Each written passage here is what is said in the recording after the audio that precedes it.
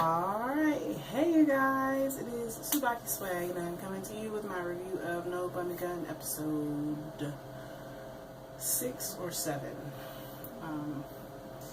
If it's not in the video, it will be in the title as always, but this episode was pretty freaking awesome, if I do say so myself, because the more I watch Nobunagun, the more I like it. And I say that after every episode that I have reviewed since I started reviewing it. But every time I review it, the more I watch it, the more I like it. And Nobunagun has been by far one of my favorite animes that have come out this season.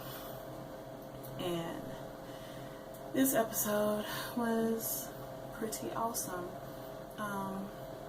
Pretty much, long story short, the invasion objects are getting smarter as the battles progress. And in this one, the invasion objects sunk a ship in 1944. It was the Musashi, which was trying to invade the Panama Canal. And before it could get there, turns out that an invasion object is what sank it, and the invasion object that sank it has been trying to pretty much reconstruct it since then, and it finally got it reconstructed. And of course, Platoon 2, which contains like Newton and Jack the Ripper and Galileo and of course Nobunagun, all went to go fight the invasion object. And it was literally using the ship and its like little like worker bees type invasion objects as artillery, and they were using like the cannons on the ships to, well, not the cannons, well, the cannons on the ship to shoot the little worker bees at all of them. And of course everybody was working to their full potential, and of course Shio was so fascinated by the Musashi, and she knew what the ship was from just looking at it, and she knew, like, she knows all the history and everything, but she got so embarrassed when they called her out on it. But she was pretty much the main one to take down the Musashi.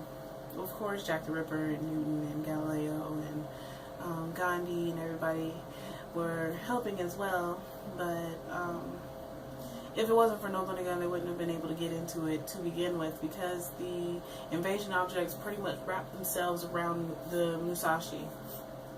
So Nobunagun had to like pretty much drill a hole into the ship so they could get inside it and kill all of the eggs that were inside of the ship, as well as get in there and defeat the core. And Nobunagun went in there to defeat the core, and she got caught up, and it pretty much like wrapped its tentacles around her, and she could see into the minds, like the memories of the people who were originally on the ship, like the people who built the ship and the people who were working on the ship when it crashed, or when it sunk.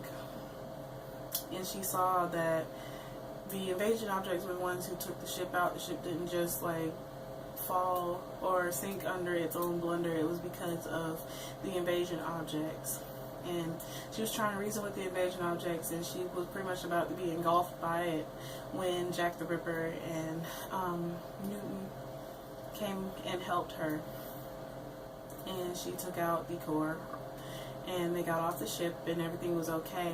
And then, well, at least she thought she got rid of the core. And then, like, as the ship was sinking, you see like these tentacles wrap around the skull that had previously been on the ship while it's sinking. So I think that invasion object is still alive. It's just gonna need some time to rebuild itself. Pretty much, long story short. So I know we will probably see that one again in the near future.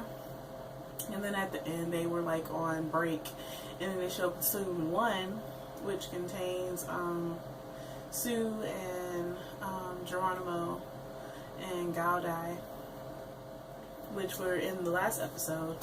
It contains them, and they were coming in as Platoon 2, which contains like Nobunagun and everybody, as they were going on leave. So it looks like things are about to turn up some more with Sue, Geronimo, and Gaudai.